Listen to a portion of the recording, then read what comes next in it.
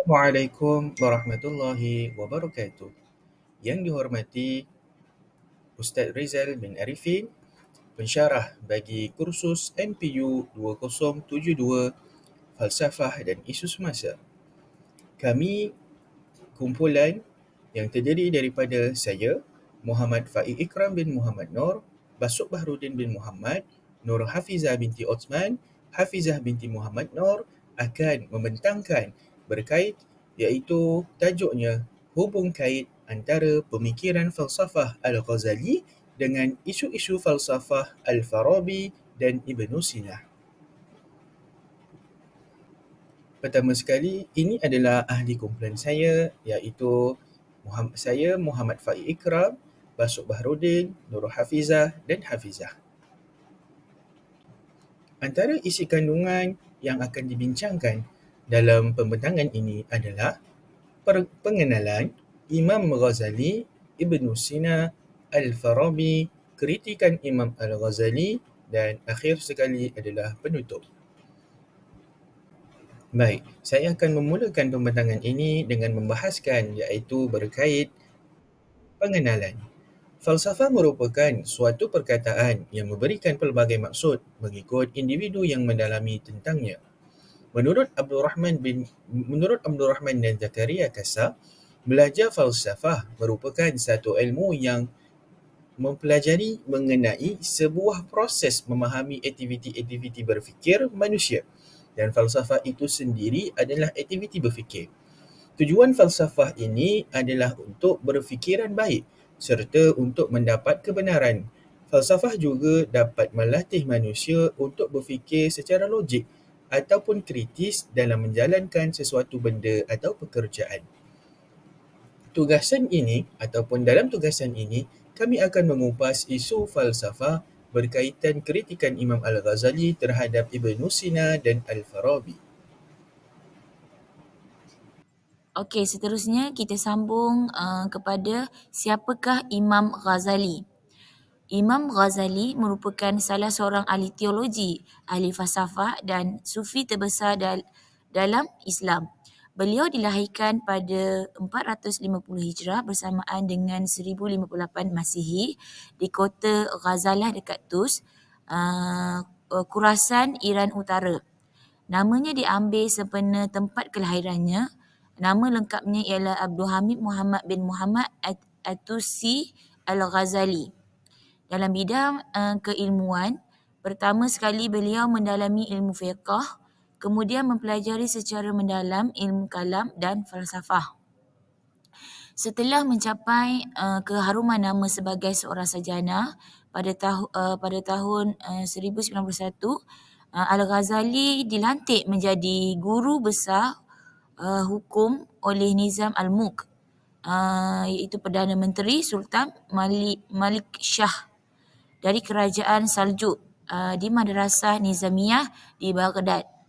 Beliau sempat mengajar di perguruan itu selama 4 tahun dan dalam tempoh itulah beliau menulis karyanya Maqasid Al-Falasifah yang bermaksud Al-Falsafah dan Tahafud Al-Falasifah yang bermaksud kecelaruan ahli falsafah.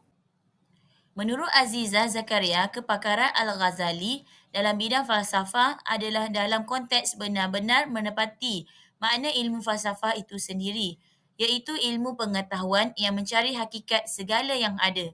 Selain itu, berdasarkan takrifan yang diberikan oleh Al-Farabi, falsafah iaitu ilmu pengetahuan tentang alam maujud dan bertujuan menyelidiki hakikat yang sebenar.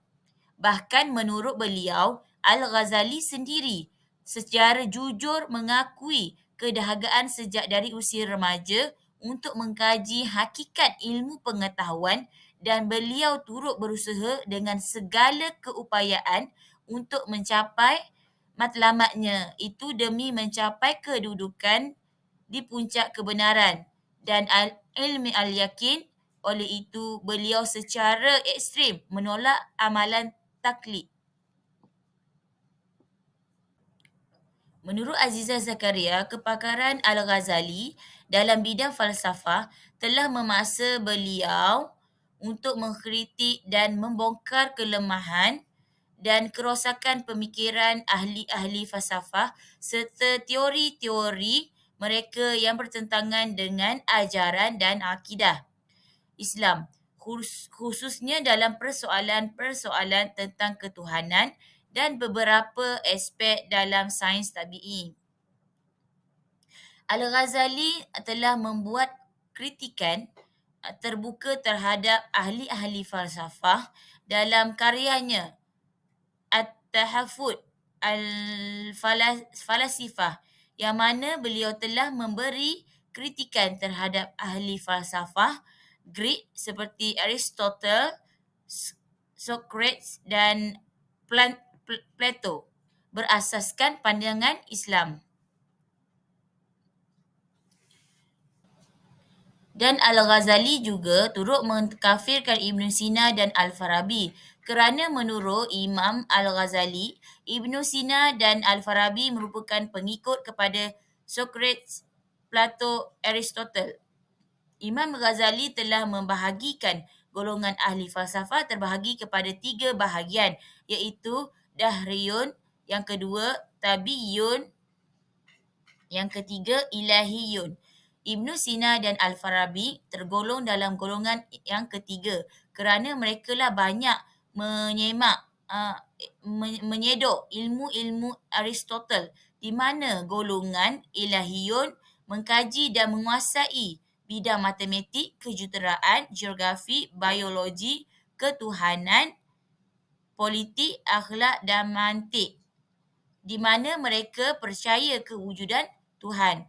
Tokoh golongan ini ialah Socrates di mana muridnya ialah Plato dan murid Plato ialah Aristotle.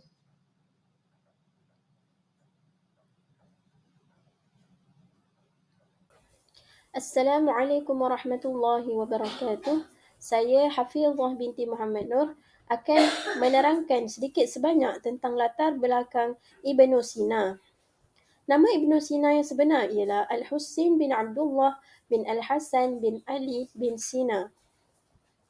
Tahun lahir beliau ialah 257 Hijrah bersamaan 870 Masihi. Tempat lahir beliau ialah di Afshanah, Bukhara, Turkmenistan. Tahun meninggal beliau pula ialah 428 Hijrah bersamaan 1036 Masihi. Beliau telah mempelajari ilmu mantik dari ahli falsafah terkenal iaitu Abdullah Al-Natili di Bukhara. Beliau berjaya menguasai disiplin mantik dengan baik.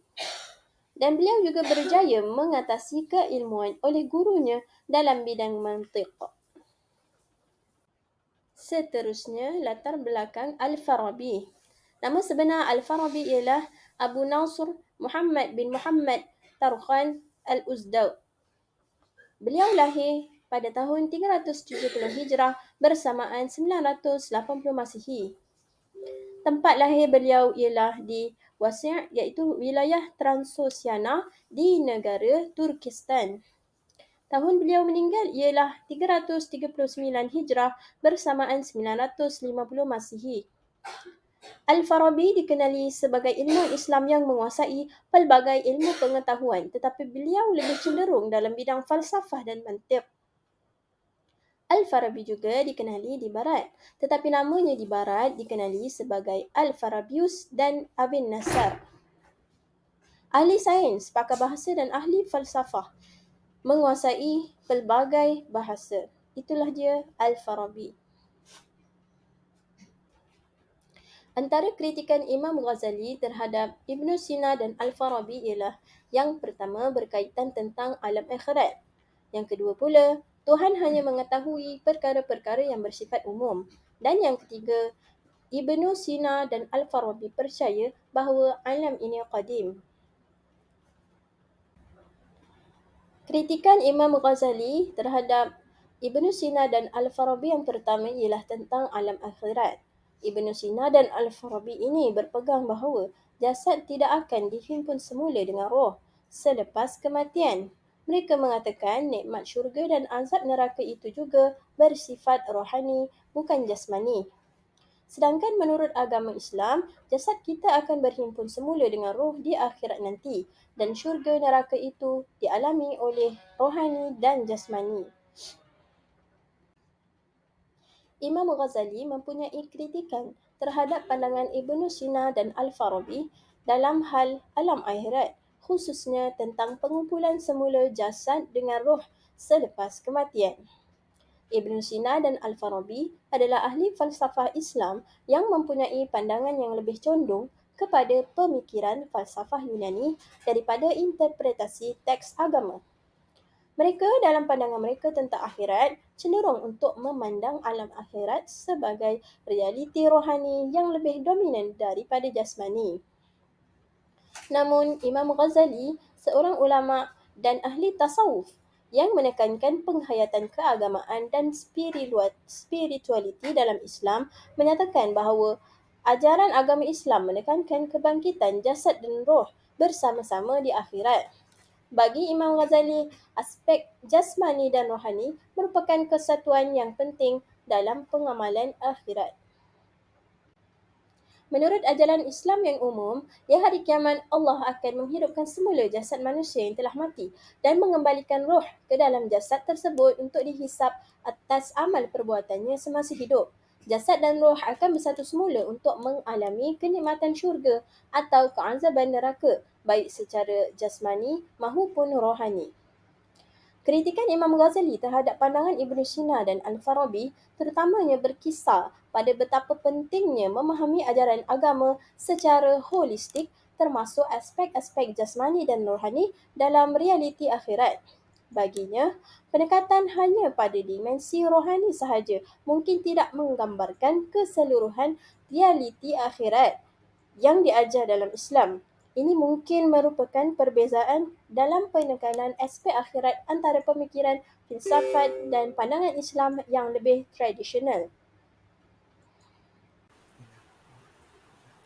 Baik, saya akan sambung kritikan Imam Ghazali yang kedua, iaitu Tuhan hanya mengetahui perkara-perkara yang bersifat umum.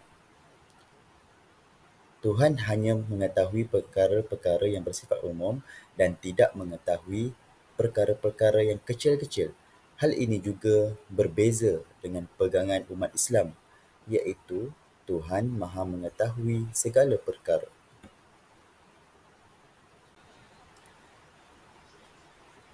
Kritikan Imam Ghazali terhadap pandangan Ibn Sina dan Al-Farabi mengenai pengetahuan Tuhan adalah terhadap konsep kefahaman mereka tentang sifat ilahi.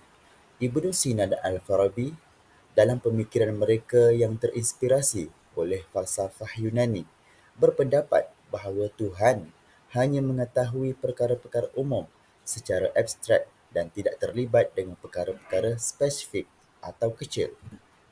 Mereka mempercayai bahawa Tuhan mempunyai pengetahuan yang terhad kepada sifat umum, konsep-konsep dan prinsip-prinsip asas, tetapi tidak terlibat secara langsung dalam hal-hal yang khusus atau kecil.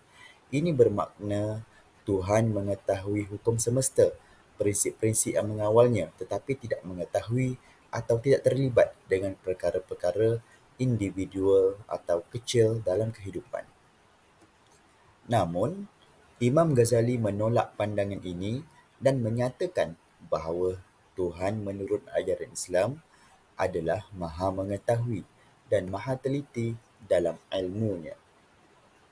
Menurut Imam Al-Ghazali, Tuhan bukan sahaja mengetahui perkara-perkara umum, tetapi juga mengetahui setiap aspek dan detail dalam penciptaannya.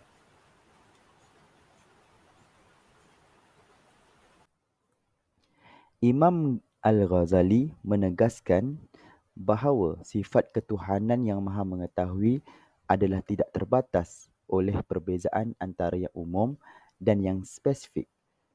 Bagi Imam Al-Ghazali, Allah adalah Maha Mengetahui secara menyeluruh, memahami segala yang besar dan yang kecil, yang umum dan yang khusus, yang tersembunyi dan yang nyata. Kritikan Imam Ghazali terhadap pandangan Ibn Sina dan Al-Farabi adalah tentang pentingnya memahami keagungan ilmu Allah yang meliputi setiap aspek penciptaannya tidak terbatas pada yang umum sahaja. Ini adalah perbezaan penting dalam pemahaman sifat ketuhanan antara falsafah dan ajaran Islam yang lebih tradisional. Baik, kita pergi kepada kritikan Imam Ghazali yang ketiga, iaitu mereka percaya alam ini qadim. Maksudnya, alam ini sudah sedia ada sebagaimana Tuhan yang sedia ada sejak azali. Unsur-unsur awal yang menjadikan alam ini sudah sedia ada bersama-sama Tuhan. Tuhan bukanlah pencipta segala sesuatu kerana ada benda yang tidak diciptakan oleh Tuhan, tetapi benda itu sudah sedia wujud. Keyakinan umat Islam tentunya berbeza. Kita percaya alam ini baharu. Pada asalnya ia tidak ada. Yang ada hanyalah Allah Ta'ala. Selepas Allah menciptakan alam ini, barulah alam ini wujud. Alam tidak qadim. Yang qadim hanyalah Allah. Tuhan menciptakan segala sesuatu termasuklah alam ini.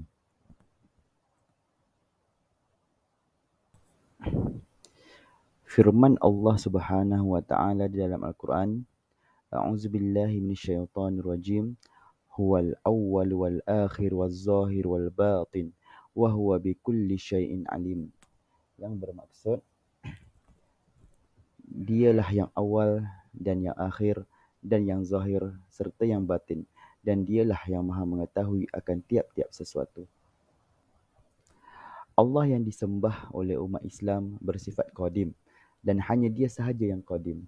Jika kita beriktikad bahawa ada sesuatu yang lain yang turut sama bersifat qadim, turut sama sedia ada sejak azali, hal ini sudah bertentangan dengan i'tikad Ahli Sunnah wal Jamaah. Maksudnya, Tuhan sudah ada saingan sejak azali. Tuhan tidak bersendirian. Tuhan tidak esa. Tuhan yang sebegitu tidaklah bertepatan dengan Allah Subhanahu wa taala yang disembah oleh umat Islam. Tuhan sebegitu sudah ada yang setara dengannya dari segi keazalian. Firman Allah di dalam Al-Quran, A'udzubillahi minasyaitonirrajim, wa lam yakul lahu kufuwan ahad. Firman Allah yang bermaksud, dan tidak ada suatu apapun yang standing dengannya. Surah Al-Ikhlas ayat 4.